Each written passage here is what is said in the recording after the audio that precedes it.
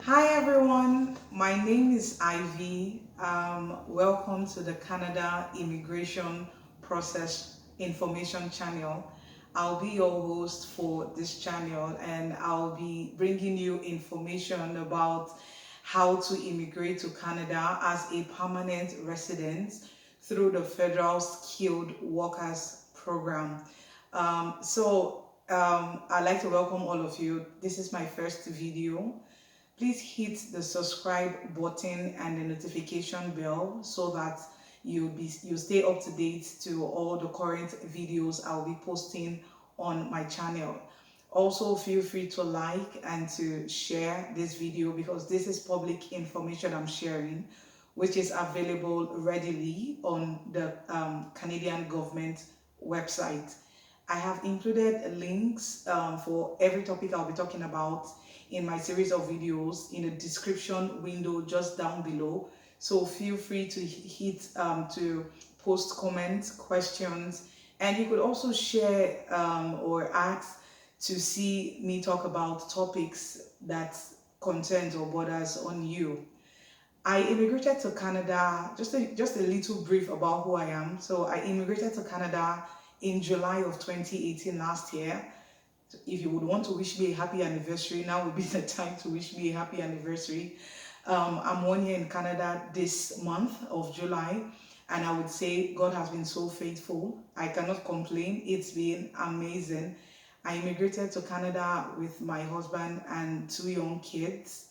Um, I was a chartered accountant from Nigeria with ACCA UK. And when I came to Canada, I had started my job search rigorously even before I left Nigeria, my home country. And in 1 month, when I arrived in Canada, I was able to secure a job in my profession. And then towards the end of 2018, December to be specific, I obtained my Chartered Professional Accountancy license, which is CPA for Chartered Professional Accountants here in Canada.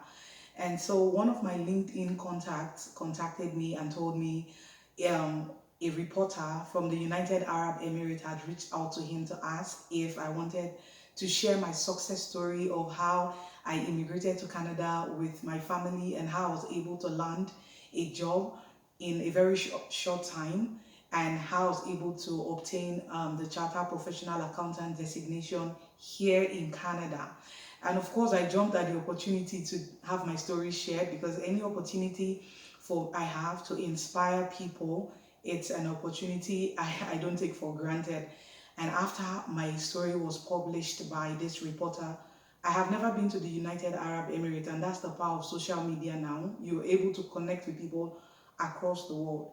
After my story was published, guys, my LinkedIn profile went wild.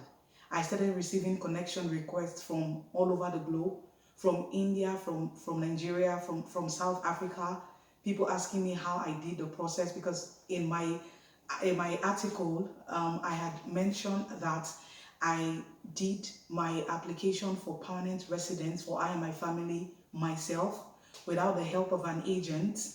And so people were intrigued and were asking how was I able to go through that process myself from start to finish. And I'm here to let you know that if I could do that process, you too can do it. Just stay tuned and listen to all the information that I'm about to share. And most importantly, weigh it to see if immigration is for you. The truth of the matter is, immigration is not for everybody. And so weigh it against where you are, where your family is at, and if this is something you would want to do. In this video, I would like to cover the topic, is immigrating to Canada for me? This is a good way for me to start so that it will launch you through to see if this is really where you want to be. And so you might be wondering and asking yourself the question, is immigrating to Canada for me? And so I'm going to be covering the benefits and the challenges of a permanent resident here in Canada. I have attached the link of my success story, which was published by the United Arab Emirates reporter, down below my video. So feel free after this video to read the story and get inspired. Now, what are the benefits of being a permanent resident in Canada?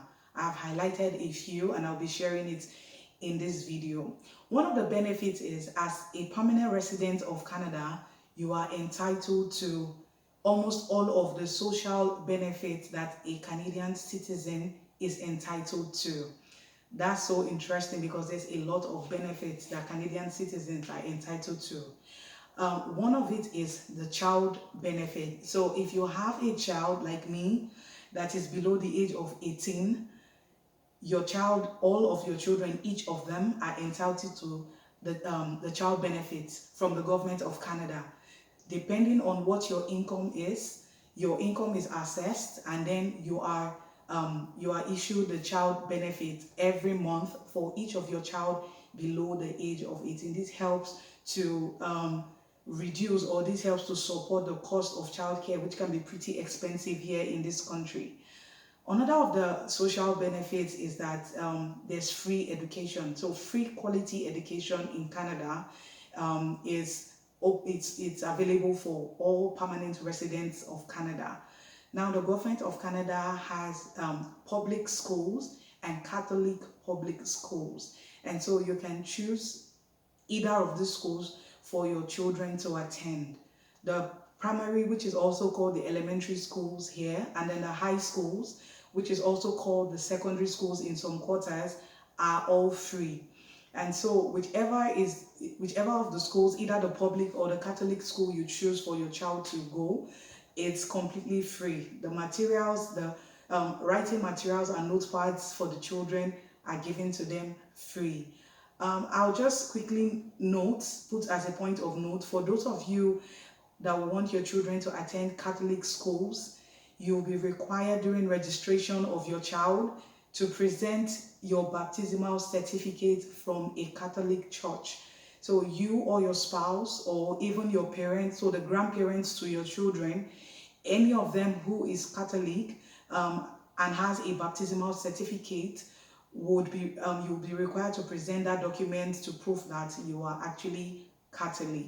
The private schools in Canada are paid for, so that option you might also want to explore. Another benefit of being in Canada is the free healthcare system. There's a free healthcare system in place for all permanent residents of Canada. And so as a permanent resident of Canada, once you get into Canada, depending on the province you arrive in, so for example, I am in Ontario, depending on the province you arrive in Ontario, for example, 3 months after you arrive, you are entitled to begin receiving the free health care. And then you and all your dependents that came with you are sent your healthcare cards, which you can use to access free health care. Some other provinces like Alberta, for example, you are entitled from the start, from when you arrive Alberta, you receive your health care card, and then your health care kicks, as in it becomes active from when you arrive. So research the province of choice you might want to land, and so that you know the differences in when your healthcare, your free healthcare kicks in. The next benefit I'd like to talk about is that as a permanent resident of Canada, you have access to a lot of countries. And so with your permanent residence card, you might not be needing visas to access a lot of countries. Now, one of the benefits that intrigues me the most is that in Canada, there is no retirement age.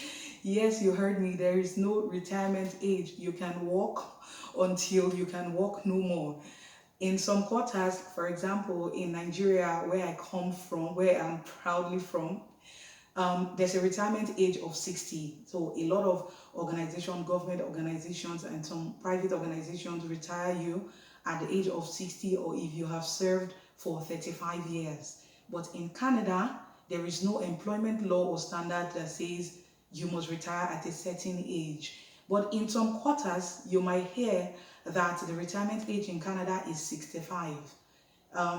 Some people say that because the Canada pension plan and the old age security benefits kicks in, so you begin to receive those amounts at the age of 65 here in Canada. And so some people have tagged 65 years of age as the retirement age in Canada, but the truth of the matter is there is no retirement age in Canada, and for me that is amazing. Lastly, the best part of this for me is that Canada is a multi-diversity nation. And so Canada welcomes immigrants from all over the world. I personally take the bus to work and I hear different languages. I mean, like languages I haven't even heard in movies. I hear different languages. I see different colors of people. I see different hair types. It's so amazing. And it's even more amazing because everyone is so accepting of the other person's culture. There is no judgment anywhere. It's an enabling society that encourages diversity, and that is the beauty that I see in Canada. For me, that's the best part of this country. It's amazing. Now I move to the challenges for a PR or a permanent resident in Canada. So permit me, when I say I'm actually referring to a permanent resident. What are the challenges, some of the challenges that are faced by permanent residents? So I'll be using myself as an example based off of my 1 year of experience. One of the challenges in Canada is that the tax rate is actually high. So sometimes your income tax is charged between 20 to 30% of your income. And of course, for me, that's a lot of money you have to pay as tax. And aside from the fact that you pay that income tax, for example, if it's 30% income tax you're taxed, you have 70% left of your income. And if you're having 70% left, whenever you go purchase things or buy things, you are charged sales tax. And in some provinces, depending on the province, the sales tax is as high as 15%. And so from your 70%, you are paying 15% on sales tax. And that is really high. But it's if you look at the bigger picture, for me, I don't really see it as an issue because the taxes are used for the purposes for which they are collected. If you reflect back on the benefits I talked about, the free healthcare, the free education, the child benefits, these are all the benefits that the tax pays for. They are good roads, every security. These are all the benefits that the tax pays for. So too much tax is not too much tax. For me, it's not a challenge. I just placed it here, but really, it's not a challenge for me. And so another of the challenges is that some high-level security jobs do not accept applications from permanent residents. These are meant for only citizens of Canada. Some security agencies, some government jobs, you must be a Canadian citizen to be able to have access to apply for those positions. And then there's the challenge of cultural shock. The cultural shock for me, the major one, was the weather. I came from a very warm temperature and climate. I came from like 30 to 35 degrees centigrade of warm temperature to minus 30 of cold and wet weather. It was a shock for me. I wore my winter jacket from the fall till spring. It was really cold. Like there's almost no difference between the winter and the spring here in Canada. It's really, really cold. You have to wear layers of clothes. But I learned before I came here, because I did a lot of research, I learned that once you layer up properly, you're able to manage the cold. And so layering up is the best. I have little kids also, and then once you wear those different layers before you put on the main winter jacket, you're totally fine. So layering up helps. Another of the shock for me was that you book appointments for almost everything. I mean, you book appointments to change your tire, your winter tires. You book appointments to barb your hair. You book appointments for the hair salon. You have to call your friend before you visit them in their house. I mean, it's so amazing. But it's such an interesting culture. Like it's something different for me, but it's so interesting to see. Another of the challenges that I see is that some professions in Canada are regulated professions. So some professions that in other countries or in other places are not regulated, here in Canada it's regulated. So for example, I had mentioned earlier, I'm a chartered accountant. My profession, accountancy, of course, is regulated, and for me to have been able to get into the Canadian job market properly, I saw the need for me to obtain the CPA, which is the Chartered Professional Accountancy designation for chartered accountants here in Canada. And so just so that it helps me ease properly into my profession and my career path here in Canada.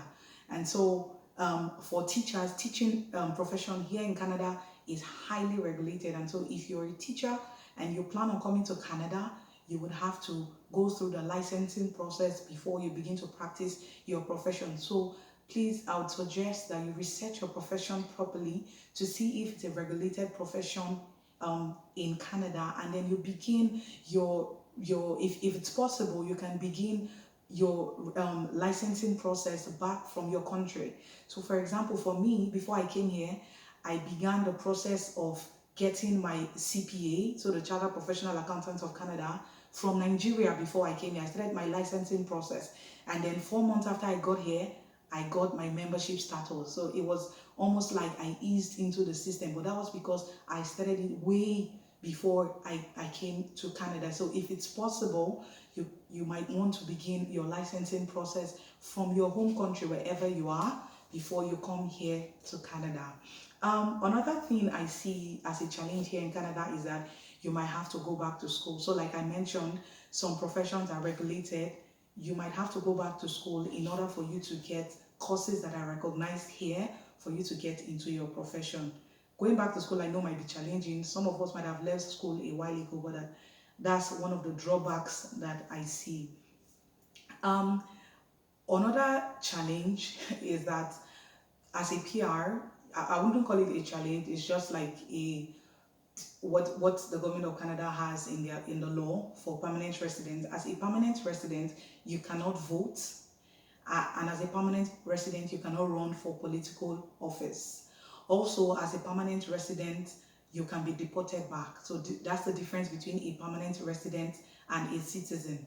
As a permanent resident, you can be deported back to your home country. To keep your PR status, so your permanent resident status, once you receive it, in order for you to keep your PR status, you have to have been in Canada for 730 days within a 2-year period. I'm sorry, I'll rephrase that. For you to be able to maintain your permanent resident status, you need to have been in Canada for 730 days, which is 2 years, within a 5-year period, for you to be able to maintain your PR status. And then for you to be able to apply for citizenship, you have to have been within Canada for 1,065 days within the 5-year period preceding when you submitted your application for citizenship. And you have to have filed three tax assessments. So you have to have filed your tax for 3 years preceding when you submit your application for citizenship.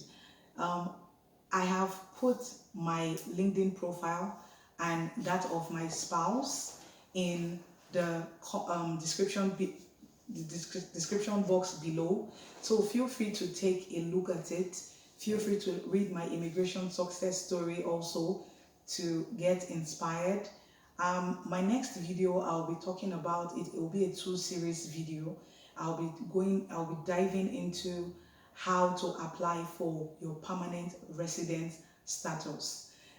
So stay tuned. Please hit the subscribe button and check the notification bell so that you get updated and notified whenever I post all my current videos. You can also like and share this video. It's public information, like I said. Share the video so that the information gets to those that really need it. So weigh the option: is Canada for me? Is Canada not for me?